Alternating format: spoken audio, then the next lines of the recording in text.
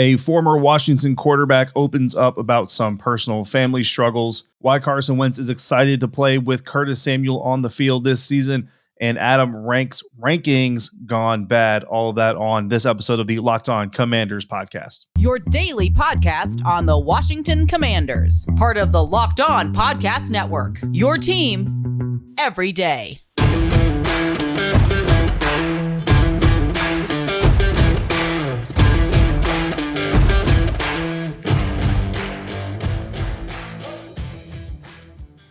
Welcome in, Commanders fans, to the Locked On Commanders podcast, part of the Locked On Podcast Network, your team every day. We are your daily podcast covering the Washington Commanders, and we are free and available on all platforms, including YouTube. And we thank you for making us your first listen or your first view of the day. And if you love our podcast, you're going to love this even more because now you can watch the Locked On Commanders podcast on the WUSA 9 Plus app.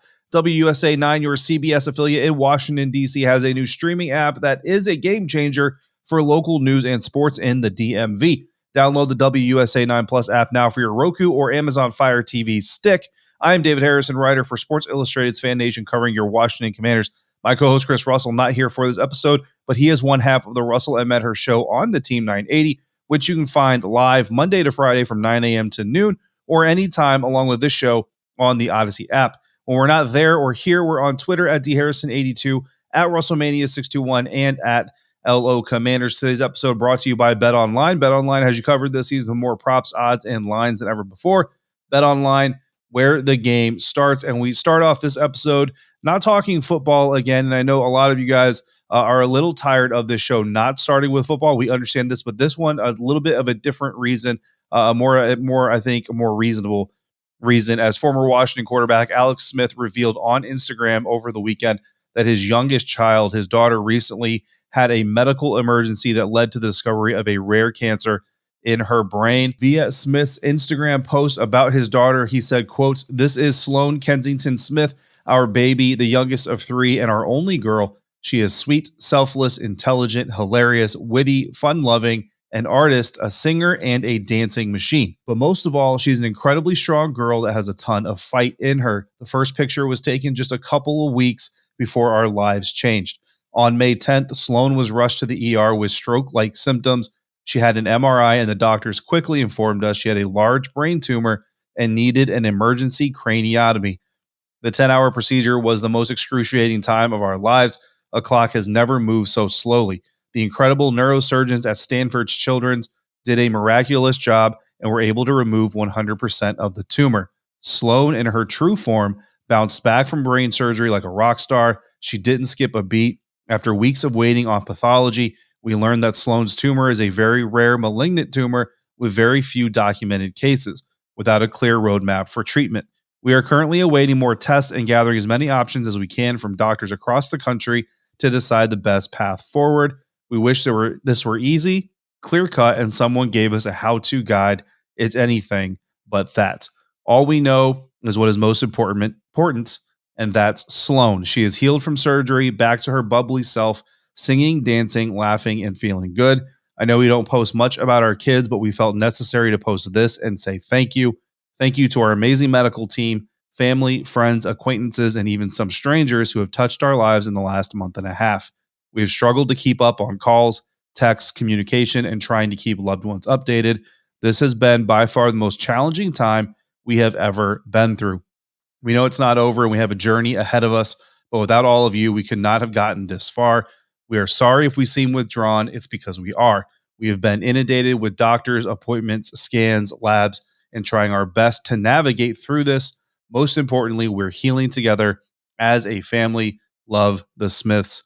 End quote. Of course, as a father myself of three beautiful children, I can't imagine what the Smiths are going through right now. 6-year-old Sloan, again, happy to hear that she is doing well at this moment and recovered from that surgery, but surely a road ahead of her that is unfortunate. Don't wish on anyone, but happy to hear that the family is taking a resilience approach to it. And our thoughts and prayers, I can speak for Chris when I say our thoughts and prayers, out to Sloan and to the Smith family. And I hope that all Washington Commanders fans, no matter what you felt about Alex's time as quarterback of your team, his exit, his departure, Some, whether he was the victim in the situation or whether he contributed to the situation, or even some of the things that he's done after his departure from the team, which we've covered surely and given our opinions on this show. All that hopefully in this circumstance takes a back seat. Again, this is about people. This is about lives. This is about the impact a father and a mother, a daughter, a sibling, a family member going through right now. And Alex deciding to share that with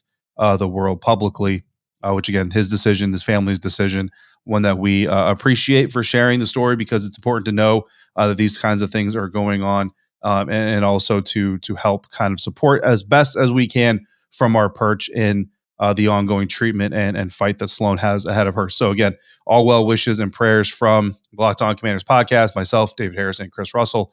Again, I believe I can speak for Chris saying that, and we wish you the best, Alex, and your family, and your daughter, of course, Sloan. We wish her the best as well as she continues to go through this. We are going to change gears here on this episode. We will talk some football, so I know you guys are looking forward to that, as are we, and we're going to do so thanks to our friends over at BetOnline.net, your number one source for all your betting needs and sports information. Find all the latest sports developments, league reviews, and news, including this year's Stanley Cup playoffs and finals, which may be over by the time you're listening to this episode. And of course, Major League Baseball is also ongoing. BetOnline is your continued source for all your sporting wagering information, including live betting, esports, and scores. And BetOnline.net remains the best spot for all your sports scores, podcasts, and news this season. BetOnline.net is the fastest and easiest way to check in on all your favorite sports and events, including MMA, boxing, and golf. So head to the website today or use your mobile device to learn more about the trends in the action at BetOnline, where the game starts. Thanks again, Commanders fans, for making the Locked On Commanders podcast your first listen or your first view if you're joining us on YouTube every single day. If you have the WUSA 9 Plus app on your Roku or Amazon Fire Stick, please let us know how you're enjoying it. If you have any feedback or any thoughts, of course, let us know. It feels like it's been a while on this show since we've really talked about football. And I know, again, some of you are frustrated and tired about it. Believe me, so are we to a certain extent, in our efforts to bring you a holistic view of this franchise. And unfortunately, we just can't turn a blind eye to all of the other things going on. We do have a responsibility to cover it. That's what we're here for. It's what we're supposed to do. But it doesn't mean that everything is bad. There are some good things happening with this team, believe it or not. And certainly there is absolutely football to look forward to. And not just in the physical sense of it's in the future. And I mean to look forward to and to potentially be excited about, no matter what Adam Rank says, which we'll get here to, or to get to here in our final segment of today's episode. But what we're going to talk about right now, 2 reasons for hope that the 2022 season could go better than what we saw in 2021 and even 2020. Again, another 7-win season, despite the playoff berth and the division title, still a 7-win season. So hoping for an improvement over that as well. 2 of those reasons, quarterback Carson Wentz and wide receiver Curtis Samuel, who have been working together in the offseason programs, OTAs, voluntary workouts. And really, that's kind of the big thing, right? Voluntary workouts, they've been on the field together. They've been working together, obviously studying, getting to know the offenses as well as they can, and kind of implementing all of the things that Curtis Samuel can do on the football field. And that is exactly what has Carson Wentz excited. Anyway, speaking to Julie Donaldson, the team's senior vice president of media and content recently, Carson said about Curtis Samuel, he's explosive. Quote, he's explosive. When you see the ball in his hands and how quickly he's making a guy miss or he's getting down the field, it's impressive.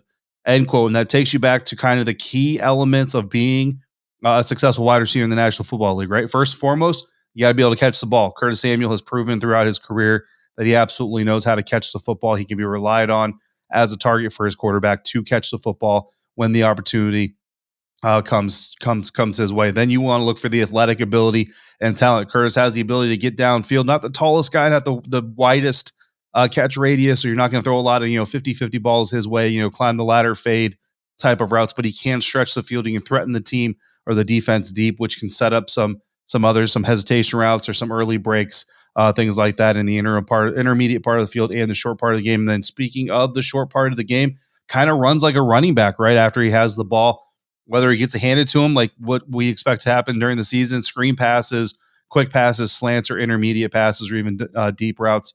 Once he has the ball in his hands, he runs like a running back, looking to gain every yard possible. But that agility and that athleticism, that suddenness, that burst, that short area quickness, all those things make him absolutely electric to watch. And I'll be honest with you guys, just in OTAs and at practices, you see this offense, this first-team offense, go out there, and they don't have Terry McLaurin. They don't have Logan Thomas. So again, there's some grain of salt type of stuff there with everything. But when Curtis isn't on the field, and again, Coach Rivera has been saying that those aren't re-aggravations of injuries or new injuries. They're just out of an abundance of caution, quote unquote, as Coach Rivera puts it. But when he's not on the field, and as De'Ami Brown and Jahan Dotson, talented receivers, sure, absolutely. John Bates and Cole Turner have been doing some good things from the tight end position while Logan Thomas continues to heal. Absolutely. J.D. McKissick is still him. Antonio Gibson is out there. Brian Robinson Jr. looks good too.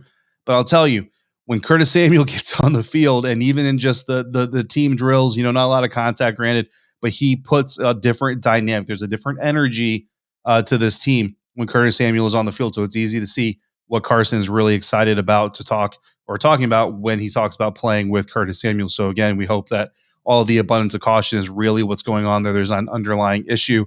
Carson went on to say, quote, "I've only played with a handful of guys who have that kind of quick twitch ability that he has. It's been fun to build that chemistry and see what he does well."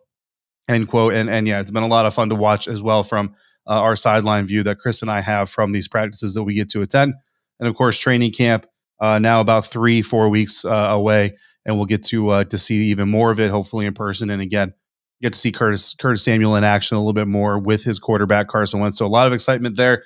And even when Terry comes back, I really do. I wrote this for Sports Illustrated's Fan Nation over there covering the Commanders, that I really do believe that Curtis Samuel kind of, is he the best receiver on this team in a vacuum? Probably not. He's not the number one guy, right? Terry McLaurin's obviously the number one guy.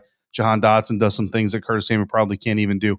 But what Curtis can do, again, the short area and in the intermediate part of the field, run after catch, yard after catch, all that stuff, those kinds of things really kind of unlocks, I think, this Scott Turner, not Norv Turner, but Scott Turner offense, the offense coordinator for your Washington Commanders. So again, a lot to be excited there. What some people aren't excited about, right? And we've heard about this all offseason. Well, we're going to continue to hear about it as well.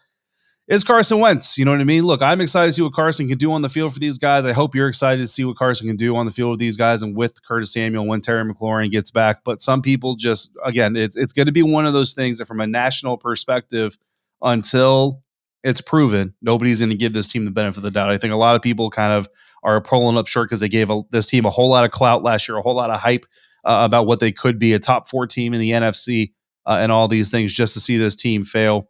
7 wins, not even make the playoffs, let alone challenge for a division title or a Super Bowl. So I think a lot of people kind of feel burned by that assessment last year. So they basically refuse, not even hesitant, just refuse to give this team any benefit of the doubt until they get on the field and they prove it. And that was proven again this weekend. Adam Shine of NFL.com recently ranked the 8 NFL divisions, all 8 NFL divisions, by quarterback groups. So this isn't just team by team. This is all the entire division, all the starting quarterbacks, even some of the backups. So you look at the Atlanta Falcons with Marcus Mariota and Desmond Ridder. He kind of combined the two of them. Out of all the divisions, quarterbacks, the NFC East came in dead last, 8th place out of 8 possible spots. Of the ranking, Shine wrote, quote, "Apologies to my guy, Dak Prescott, who is a tremendous player and a leader in Dallas." This is what he wrote. And he continued, "But I had to put this division, which includes 3 teams that could be changing quarterbacks this offseason, at the bottom. I like Hurts a lot, and the Eagles are ready for prime time, but he's got to improve his completion percentage, 61.3 in 2021, his first full season as a starter. There's little reason to believe Wentz is capable of recapturing his old 2017 magic with the Commanders." And Daniel Jones' career passer rating, 84.3, ranks 33rd in the NFL since he entered the league. End quote. Listen, and Shine wrote a lot more. If you want to go check it out on NFL.com, he wrote a lot more about the NFC East than that, but those are kind of the main focal points. Look, Dak Prescott, I mean, he literally called him his guy, and that's great. His leadership ability, look, he's got the personality, all those things. I don't know how good of a quarterback he is when it ranks, all that. I think Chris Sims had him in the top 15. That probably feels about right, but not top 10, not top 5. Certainly. Jalen Hurts, we all know, got a lot of talent in that guy. But again, his ability as a passer is really what's going to limit him, if anything does. So we'll have to see how he does there. Daniel Jones has honestly, quite honestly, been a train wreck ever since the New York Giants overdrafted him in the NFL draft. So I get the general kind of consensus around the NFC East quarterbacks. What I don't get about Carson Wentz is this. why does Carson Wentz have to be an MVP quarterback in order for this thing to go well? Like, people keep talking about this 2017 Carson Wentz and going back to 2017 Carson Wentz, where, remember, when he got injured with the Philadelphia Eagles, he was on an MVP caliber pace. But listen, the last two Super Bowl winning quarterbacks, Matt Stafford, the Los Angeles Rams, Tom Brady of the Tampa Bay Buccaneers, neither of them won the MVP. Neither of them. Aaron Rodgers won the MVP, and he didn't even play in the stinking Super Bowl. So you don't need MVP caliber or an MVP quarterback in order to win the Super Bowl. Now, MVP caliber play, right? I think you could say Tom Brady, especially in 2020 when the Bucs won the Super Bowl, MVP caliber play. Matt Stafford, you could probably make that argument as well. Though I think a lot of people give Odell Beckham, Cooper Kupp and that defense more credit than Matt Stafford that credit. But Carson Wentz doesn't need to be the MVP of the league, which is probably what he was on pace to be in 2017, in order for Washington to be successful. Like, he just doesn't. He needs to be good. He needs to be solid, above average, right? I'll agree to that, but you can be above average without being an MVP caliber quarterback, right? I mean, that's you look around the NFL and I think you see that you can be successful with a solid quarterback depending on how your team is built. This team, they invested in the running back room. They invested in the defense some more. They invested in the short area of the game. I mean, Carson Wentz might have games where his average completions, per or average yards per completion are fairly high, but a lot of his air completions are fairly short because of guys like Jahan Dotson, Curtis Samuel, J.D. McKissick out of the backfield, Antonio Gibson, even with Brian Robinson to start a show. So I don't buy this narrative that Carson Wentz has to play MVP caliber football in order for the Carson Wentz-led Commanders to have any type of success. So that's just me. But look, the rankings, AFC West came in first, AFC North came in second, followed by the NFC West and the NFC North third and fourth. AFC East was fifth, AFC South was sixth, the NFC South was seventh, basically Tom Brady and a whole bunch of nothing, and then the NFC East again last. Look, Wentz's numbers last year certainly low in comparison to other quarterbacks in completion percentage, yards pass per category, or yards passing in some of these categories, but he also had some solid lines. He was top 10 in passing touchdowns, one of only 5 NFL quarterbacks that started 14 or more games in 2021 and threw fewer than 8 interceptions. I think that's pretty substantial. And if you're me, honestly, if the NFC East is going to be dinged for having 3 potential quarterback changes in 2023, then the AFC South should be knocked down a peg or two from their 6th place ranking. Jacksonville Jaguars coach Doug Peterson, he's obviously willing to move on from high-ranking or high-drafted quarterbacks, right? He's the guy who moved on from Carson Wentz. So Trevor Lawrence's draft status may not save him again, and Doug didn't draft Trevor. So if he doesn't like what he sees in Trevor, he may decide he wants to move on from Trevor Lawrence sooner rather than later. Davis Mills, I mean, he's not a solidified starter anywhere, let alone the Houston Texans. Ryan Tannehill, we've already seen the Tennessee Titans spent a 3rd-round draft pick on quarterback Malik Willis just this last offseason, and they shipped A.J. Brown to Philadelphia. So more is going to be riding on Tannehill's shoulders. We may see Tannehill get exposed a little bit. And then Matt Ryan, I mean, if he doesn't deliver for the Indianapolis Colts, the Indianapolis Colts have literally shown that if he doesn't deliver in year 1, they may very well ship him out after that one season. So again, the AFC South could have 3 or 4 new quarterbacks depending on how everything unfolds in that division. So anyway, again, splitting hairs maybe just a little bit, but I don't think this Carson Wentz conversation of if you get 2017 Carson Wentz, you'll be fine, but if you don't, it's just going to be a train wreck. I think there is a middle ground here, guys, that we can talk about. Unfortunately, most people don't want to talk about that, including Adam Rank from NFL Network. We're going to get into what Adam Rank had to say about your Washington Commanders here on the Locked On Commanders podcast. Final segment now on the Locked On Commanders podcast. NFL Network's Adam Rank recently ranked, or predicted rather, the Washington Commanders 2022 season win-loss record. I think I said ranks in the opening as well. It's a win-loss record prediction, guys, not a ranking. So sorry if I misspoke. Listen, this thing is interesting. It's interesting in the nicest way I could possibly put this. For the record, I love Adam Rank. I've been watching him on NFL Network for years. Big fan of his work, big fan of his takes and his opinions and his ability to analyze the game. But this might be the most disrespectful thing I've seen going towards Washington Commanders this offseason. First and foremost, he predicts an 0-8 start to the season. 0-4 on the road at home with losses on the 0-4 on the road and 0-4 at home, because Washington Commanders have an even split in their first 8 games. Losses to Jacksonville at home to start the season, at home against the Eagles, on the road to the Cowboys and on the road to the Indianapolis Colts. Those are kind of the most significant losses. Again, Jacksonville, a lot of people figure that Washington should be able to win that game. Detroit in week 2 on the road. Again, another game that people feel like this team should be able to win. Look, when I go through here, right, weeks 1 through 8, at home against Jacksonville, on the road versus Detroit. Look, if this team loses one of those games, all right, but they're not going to lose both. I think out of those two, this team is either coming out 1-1 or 2-0 realistically. The Eagles, you have that game. Look, it's hard to argue that Washington could beat the Eagles, especially early on in this process. Haven't really gotten to know each other just yet. So fine. If you want to take the L there, take the L there. On the road in Dallas is always hard. You could possibly see a loss there. The Tennessee Titans, look, I just talked about this with Ryan Tannehill, right?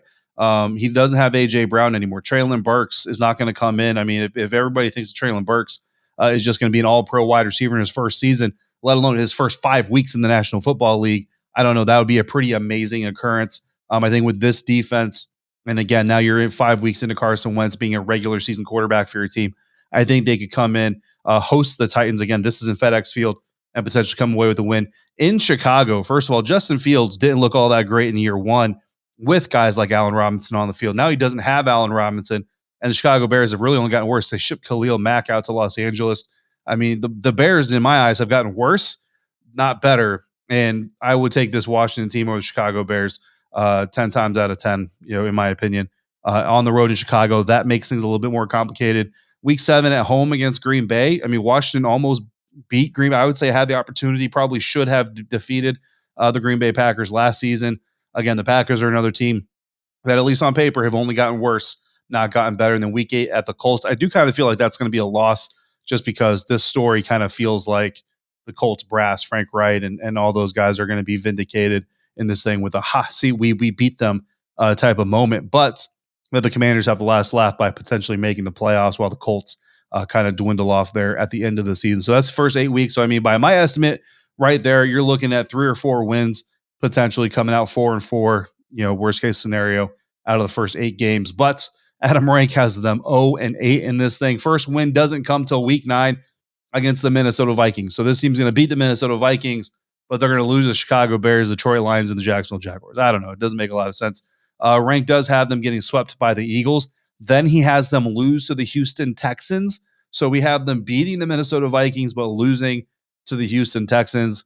Rank has Washington defeating the Falcons and the Giants before the bye week, entering the bye week 3-10, but he has them losing to the Giants coming out of the bye week, dropping to 3-11, and then straight losses to San Francisco, Cleveland, and Dallas, finishing with a 3-14 record. Here's the thing. Rank at one point mentions Carson Wentz in the later part of the season. Listen, if the Washington Commanders are 0-8 coming out of the first 8 weeks of the season, I don't think Carson Wentz is their starting quarterback anymore. So anyway, look, for the record, when we did our way too early season win-loss predictions, I had the Commanders going 10-7. Chris had them going 9-8. So obviously we are a little bit more confident in this team than Adam Rank is, who has them going again 3-14. The difference here between the three of us, Chris and I have actually seen this team putting some stuff on the field. Adam Rank is only hearing about it. And again, that's not disrespect. I love Adam. I think he does a lot of great work. But I will say this also, Adam Rank has the Chicago Bears winning 10 games. He is a Bears fan.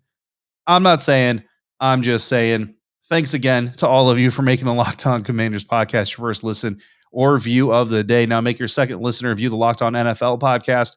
Our national NFL experts and insiders keep fans dialed in with the biggest stories and the latest news from around the league, because an offseason doesn't equal a break in the action. We will be back on Wednesday. In the meantime, if you got questions or topics you want us to discuss, send them into lockedonwashingtoncommanders@gmail.com or call in and be a part of the show by dialing 301-615-3577.